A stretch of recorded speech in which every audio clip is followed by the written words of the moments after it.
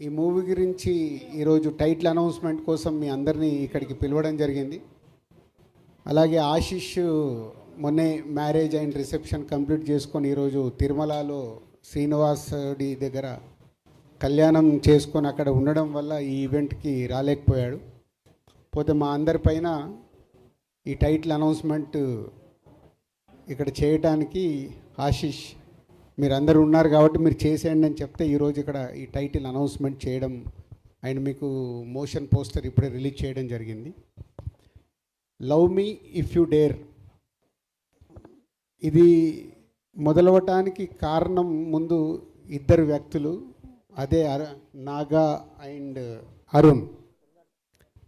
నాగాతో నాకు ఎప్పుడో మా సత్యనారాయణ రెడ్డి గారు అబ్బాయి చిన్నప్పటి నుంచే దాదాపు చిన్నప్పటి నుంచి చూస్తున్నాను. తను అన్నపూర్ణలో వర్క్ చేస్తూ స్క్రిప్ట్ సైడ్ అవి వర్క్ చేస్తూ వాళ్ళ దగ్గర వర్క్ చేస్తూ ఉన్నాడు. సడన్గా ఒకరోజు వచ్చి సార్ నేను ఒక స్క్రిప్ట్ చెప్పాలి అని అడిగాడు. స్క్రిప్ట్ అంటే దేనికి, డైరెక్షన్గా అన్నా. కాదు సార్ ప్రొడ్యూస్ చేయాలి అన్నాడు. అదేంటి నువ్వు ప్రొడ్యూసర్ అవుదాం అనుకుంటున్నావు అంటే, అవును ఇట్లా నేను నా ఫ్రెండ్ ఒక స్క్రిప్ట్ చేశాం సార్, అది వినాలి అంటే అప్పుడు అరుణ్ని నాకు ఇంట్రడ్యూస్ చేయడం జరిగింది. సో అరుణ్ అడిగాను ఏమేమి సినిమాలు చేసావని. నేను ఇప్పటివరకే సినిమా చేయలేదు సార్ అన్నాడు. మళ్ళీ నాకు బ్లాంక్. కానీ నేను ఒక ఇట్లా 3 నవల్స్ రాశాను సార్, సో నా ఇలా స్టోరీస్ మీద నాకు గ్రిప్ ఉంది సార్ అన్న. సో అప్పుడు నాగాకి అరుణ్కి నేను ఈ స్క్రిప్ట్ వినటానికి టైం ఇవ్వడం జరిగింది.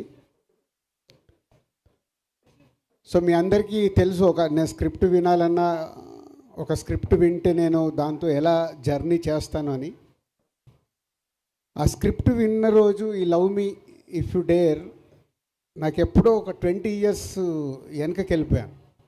అంటే ఇన్ని సినిమాలు తీసిన నాకు మళ్ళీ వెనకకి ఎందుకు వెళ్ళానంటే, నాకు ఆర్యా సినిమా విన్నప్పుడు నాకు ఒక వైబ్స్ 20 years బ్యాక్ అంటే నేను టూ యంగ్, అప్పుడే సినిమా ఫీల్డ్లోకి వచ్చి దిల్ మూవీ అండర్ ప్రొడక్షన్లో ఉన్నప్పుడే నేను ఆర్యా స్క్రిప్ట్ విన్నాను. 20 years తర్వాత ఒక స్క్రిప్ట్ నన్ను విన్న తర్వాత ఒక న్యూ ఏజ్ ఫిలిం నన్ను హాంట్ చేస్తూ ఉంది. సో వాళ్ళిద్దరికి అదే చెప్పాను, అంటే కొత్త వాళ్ళు బాగా రాశారు, ఎలా అనుకుంటున్నారు ఏంటి అంటే, మాకు బాబు సైలెన్స్ అమ్మా, సైలెన్స్ బాబు, మాకు ఆశిష్ కావాలి సార్ అంటారు. లేదా ఆశిష్ ఆల్రెడీ ఇంకో సినిమా చేస్తున్నాడు. లేదు సార్ మేము వెయిట్ చేస్తాము, మాకు అప్కమింగ్ హీరో కావాలి, దాని గురించే మీ దగ్గరికి వచ్చామంటే, నాగమ్మ నువ్వు ఎలా ప్రొడ్యూస్ చేస్తావు అన్నాడు. నేను ఒక్కరిని చేయను సార్, నాకు హర్షిత్ని అన్సితని ఇవ్వండి సార్ అన్నాడు.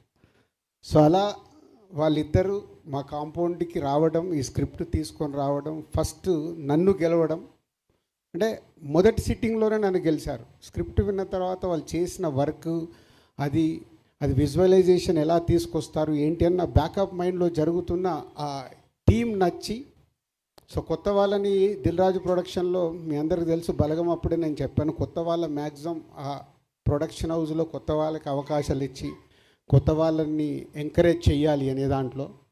సో అలా వాళ్ళిద్దరూ ఈ స్క్రిప్ట్ ఓకే చేసుకోవడం, తర్వాత ఆశిష్కి కానీ హర్షిత్కి అన్సితకి శిరీష్ గారికి అందరికి స్క్రిప్ట్ చెప్పి నాలో ఏదైతే ఫీల్ అయ్యానో, స్క్రిప్ట్ విన్నప్పుడు అందరిలో అరే బాగుంది, డిఫరెంట్గా ఉంది, బాగుంది, డిఫరెంట్గా ఉందని ఫీల్ అయ్యాము. అప్పుడే ఈ love me if you dare project lock చేశాం. స్క్రిప్ట్ స్టేజ్ దాటిన తర్వాత టెక్నీషియన్స్ ఏంటి అని అడగడం మొదలు పెడితే, అప్పుడు వాళ్ళు పేర్లు చెప్తుంటే నాకు భయం వేస్తుంది. సార్ ఇలా అనుకుంటున్నాం. సో పీసీ గారికి నాతో ఉన్న రిలేషన్లో, సార్ ఇట్లా కొత్త అబ్బాయిలు ఫుల్ స్క్రిప్ట్ ఉంది, మీరు ఒకసారి టైం ఇచ్చి స్క్రిప్ట్ వినండి అని పీసీ గారి దగ్గరికి పంపించడం జరిగింది. పీసీ గారి స్క్రిప్ట్ విని నెక్స్ట్ డే ఫుల్ స్క్రిప్ట్ చదివి నాకు కాల్ చేసేయి ఐఎమ్ డూయింగ్ దిస్ ఫిలిం అన్నాడు. అంటే ఓన్లీ ఆ స్క్రిప్ట్తో పీసీ గారిని కూడా గెలుచుకొని పీసీ శ్రీరామ్ గారిని ఈ సినిమాకి ఫైనల్ చేసుకున్నారు. అలాగే మ్యూజిక్ గురించి డిస్కషన్ వస్తున్నప్పుడు మళ్ళీ కీరవాణి గారి పేరు చెప్పారు. కీరవాణి గారి పేరు మీకు ఏమన్నా, నాగా ఇలాగే అన్నాను, నాగా ఏం ఆలోచిస్తున్నావు నీకు తెలుసా, బాహుబలి, త్రిబులార్లు ఇలాంటి సినిమాలు చేస్తున్నారు. నెక్స్ట్ రాజమౌళి గారిది, మహేష్ బాబు గారి సినిమా ఉంది, నువ్వు కీరవాణి గారిని అంటే, సార్ పీసీ గారిది ఎలా అయితే ఒక ఛాన్స్ ఇప్పించారో ఒక్కసారి మాకు అపాయింట్మెంట్ వస్తే చాలు సార్ అని నేను అడగలేదు. వాళ్ళే అప్రోచ్ అయ్యి కీరవాణి గారి దగ్గరికి వెళ్ళి కీరవాణి గారికి కూడా స్క్రిప్ట్ ఇచ్చి, కీరవాణి గారు స్క్రిప్ట్ చదివి, మళ్ళీ నేను అసలు మాట్లాడలేదు కీరవాణి గారితో, వాళ్ళే అప్రూవల్ చేసుకొని వచ్చి అగ్రిమెంట్ తీసుకొచ్చి సైన్ పెట్టమన్నారు. సో అలా ఈ ప్రాజెక్ట్కి కీరవాణి గారిని కూడా వాళ్ళే తెచ్చుకున్నారు. మంచి అమ్మాయి కావాలి. బేబీ అప్పటికే వైష్ణవి రిలీజ్ అయింది. రకరకాల అమ్మాయిలు అనుకుంటున్నారు. వైష్ణవిని అడిగండి సార్ ఒకసారి అంటే, నేను వైష్ణవిని అప్రోచ్ అవ్వడం, వైష్ణవి ఒకసారి స్క్రిప్ట్ చదివి ఎగ్జైటింగ్ ఉంది సార్, బట్ ఇంకోసారి చదువుతానని మళ్ళీ ఆఫీస్కి వచ్చి ఆఫీస్లోనే కూర్చొని ఫుల్ రీడింగ్ తీసుకొని, రీడింగ్ అయిపోయాక నేను బయట ఉండి వచ్చి, సార్ ఐఎమ్ సో ఎగ్జైటెడ్ అని వైష్ణవి రియాక్షన్. ఇట్లా అంటే ఒక స్క్రిప్ట్ ఇంతమంది సక్సెస్ఫుల్ పీపుల్ని లోపలికి తెచ్చుకున్న సినిమా. ఈ మధ్య కాలంలో నేను ఇన్ని సినిమాలు చేశా, 56 సినిమాలు దగ్గరకు వచ్చాయి.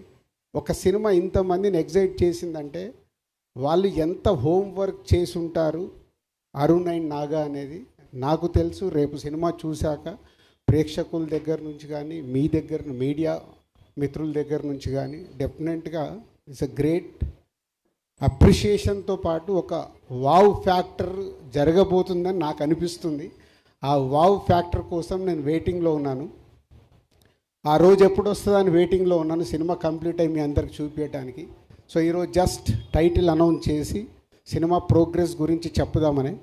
సో ఈరోజు 27th ఫిబ్రవరి 27th, కరెక్ట్ 2 months, ఇక నుంచి 60 రోజులు, April 27th cinema release. So ఈ రోజు నుంచి సినిమాకి సంబంధించిన ప్రమోషన్స్ కానీ, పోస్ట్ ప్రొడక్షన్స్ కానీ అన్నీ కంప్లీట్ చేసుకోవడానికి ఈ యంగ్ బ్యాచ్ అందరు సిద్ధంగా ఉన్నారు. So all the best. Naga and Arun Balagam తర్వాత అన్షితాకు వేరే సినిమా రెడీ కావాల్సింది, అది డిలే. ఈ సినిమా వాళ్ళకి సెకండ్ ఫిలింగా అవ్వడం, అలాగే ఆశీష్కి కూడా వేరే సినిమా రెడీ కావాల్సింది, ఈ సినిమా రెడీ అవ్వడం, ఏదో అన్ని కోఇన్సిడెంట్గా నాకు ఆర్యాకు ఏదైతే జరిగిందో ఈ సినిమాకు మీ అందరికీ అలా జరగబోతుందని నాకు వైబ్స్ అనిపిస్తున్నాయి. ఆ వైబ్స్ నిజంగా ఏప్రిల్ 27 ప్రేక్షకులు కూడా రియాక్ట్ అవుతే మీ లైఫ్లో ఇదొక గ్రేట్ మెమొరీ, మంచి సినిమాతో పాటు మీకు ఒక మంచి మెమొరీ కాబోతుంది మీ యంగ్ బ్యాచ్ అందరికీ నమ్ముతున్నాను. So all the best old team. So journey చెప్పగలిగాను. ఇంకా సినిమా వాళ్ళకి చూపించినప్పుడు, రేపు టీజర్ చూసినా, ఈ సినిమాకి సంబంధించిన కాంటెంట్ చూసినప్పుడు డెఫినెట్గా మీడియా మిత్రులు వాళ్ళకి నచ్చితే, ఒక మీకు బలగం సినిమానైతే ఎలా ఎంకరేజ్ చేశారో ఈ సినిమాను కూడా ఎంకరేజ్ చేస్తారు. వాళ్ళకి ఆ కాంటెంట్ నచ్చితే నచ్చుద్దని 100% నేను నమ్ముతున్నాను. సో అది వాళ్ళు చూసే వరకు ఇంకా మీరు వెయిట్ చేయాలి. 60 days count down. April 27th ఈ సినిమా థియేటర్లోకి వస్తుంది. కలుద్దాం. థ్యాంక్ యూ రాజు గారు. Thank you so much. And Harsha